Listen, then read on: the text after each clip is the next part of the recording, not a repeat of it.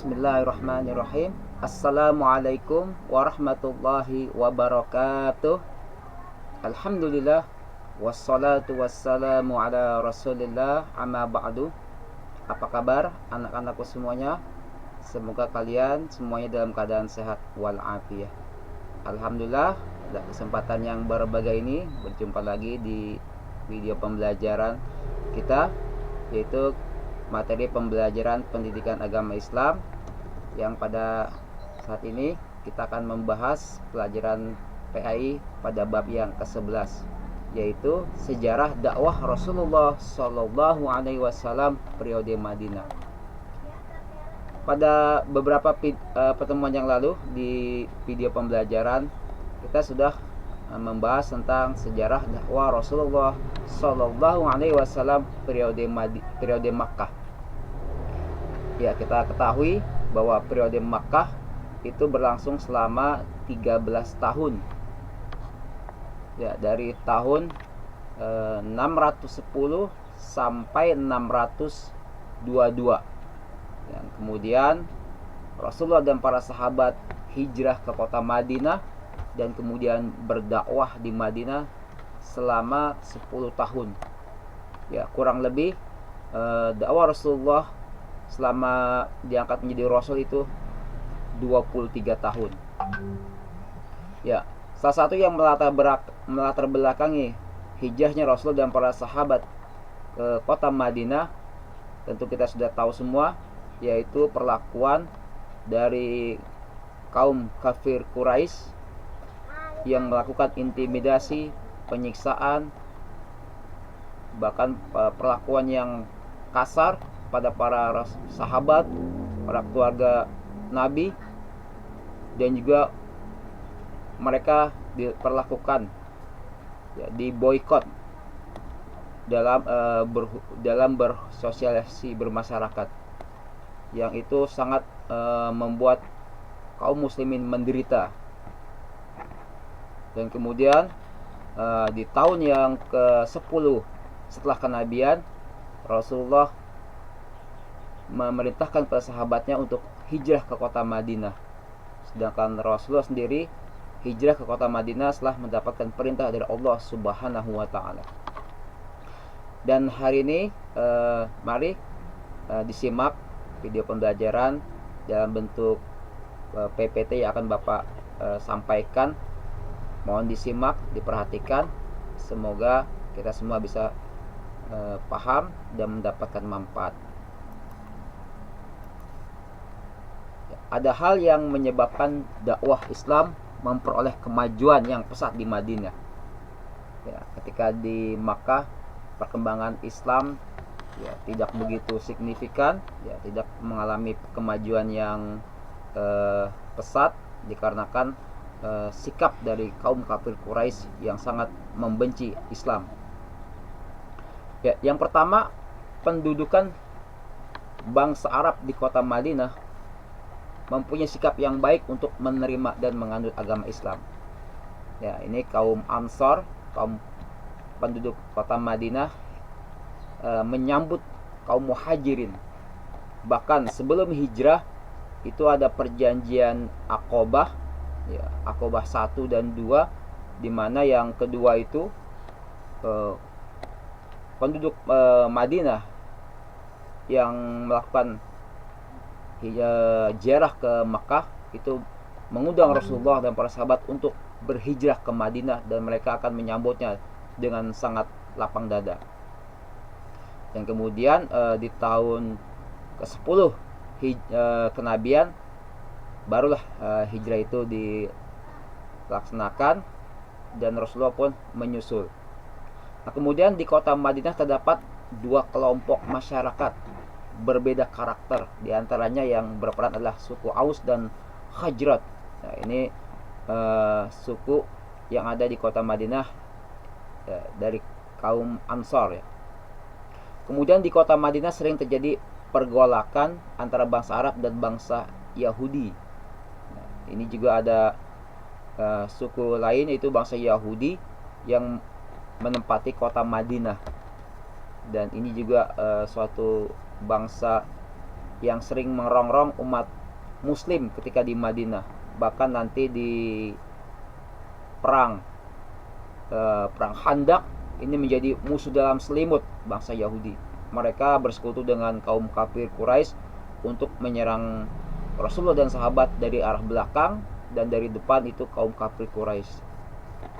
Kemudian antara Aus dan Khazraj selalu bergolak untuk saling berebut kemenangan. Ya, ini kondisi yang saat itu sebelum Rasulullah hijrah kota Madinah.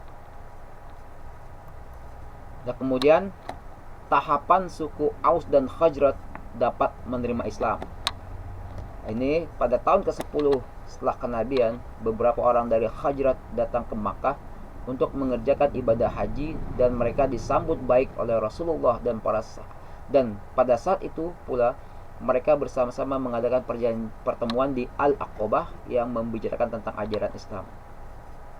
Kemudian pada tahun ke-12 setelah Rasulullah diutus Allah, 12 orang laki-laki dan seorang wanita yang bernama Afra binti Abin ibnu Sa'labah yang datang mengunjungi Rasulullah untuk berbaiat, sehingga perjanjian disebut perjanjian wanita, perjanjian Aqabah. Adapun isi perjanjian wanita atau perjanjian Aqabah yaitu, kami telah berjanji kepada Rasulullah sallallahu alaihi wasallam bahwa kami tidak akan menyekutukan Allah Subhanahu wa taala dengan sesuatu apapun. Kami tidak akan mencuri, tidak akan berbuat zina, tidak akan membunuh anak-anak, tidak saling memfitnah, dan tidak akan mendurhakai Muhammad sallallahu alaihi wasallam. Nah, ini suatu bentuk ketaatan kepada Rasulullah SAW dan berbaiat untuk menerima Islam. Sangat bertolak belakang dengan kaum kafir Quraisy saat itu. Nah, kemudian 3 alternatif yang dilakukan kaum Quraisy dalam menjatuhkan Muhammad SAW.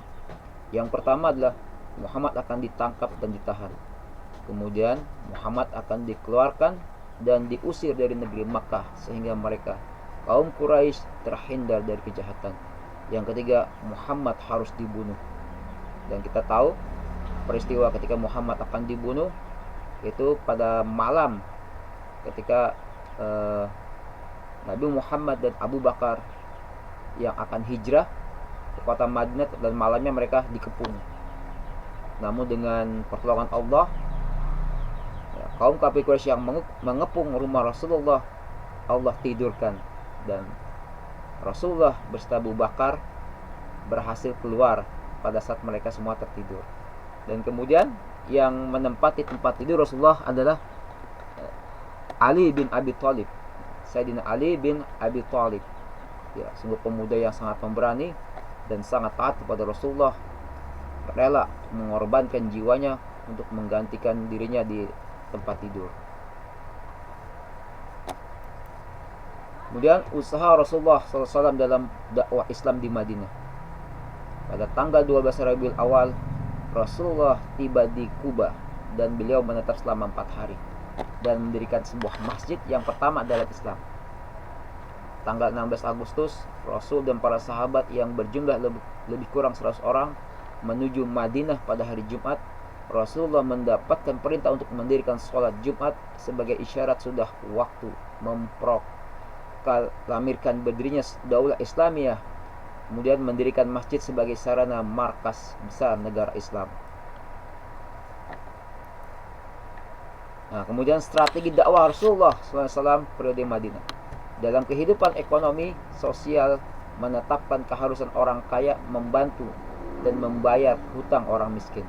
Kewajiban memelihara kehormatan, menjamin keselamatan jiwa dan harta segenap penduduk, mengakui kebebasan beragama, melahirkan pendapat, menyatakan kepastian pelaksanaan hukum bagi siapa yang bersalah. Dalam kehidupan militer, menggaris bawahi kepemimpinan Muhammad bagi segenap penduduk Madinah, bagi muslim, Yahudi maupun musyrikin. Segala urusan berada dalam kekuasaannya. Nah, ini tertuang dalam suatu piagam yang dikenal dengan piagam Madinah. Ya. pada saat itu Rasulullah sebagai pemimpin Muslim, sebagai kepala negara yang saat itu berada di kota Madinah, telah mendeklarasikan pemerintahan di Madinah. Kemudian dibuatlah suatu kesepakatan antara kaum Muhajirin, kaum Ansar, dan suku Yahudi yang ada di negara Madinah tersebut untuk bekerja sama, untuk senasib, sepenanggungan, bekerja sama, saling membantu, saling hidup rukun, damai, dan saling untuk mensejahterakan. Itulah betapa strategi Rasulullah yang diterapkan di Madinah. Itu merupakan suatu strategi yang sampai sekarang pun masih harus dipertahankan, diterapkan di setiap negara agar kerukunan, kedamaian, kenyamanan bernegara dapat tentram. Ya, mungkin sampai di sini video pembelajaran yang dapat kita bahas, kita pelajari. Insyaallah kita akan lanjutkan di video pelajaran selanjutnya. Ya, selamat belajar. Semoga kita semua menjadi orang-orang yang sukses, orang-orang yang taat kepada Allah dan Rasulnya. Aku ucapkan billahi taufiq wal hidayah. Wassalamualaikum warahmatullahi wabarakatuh.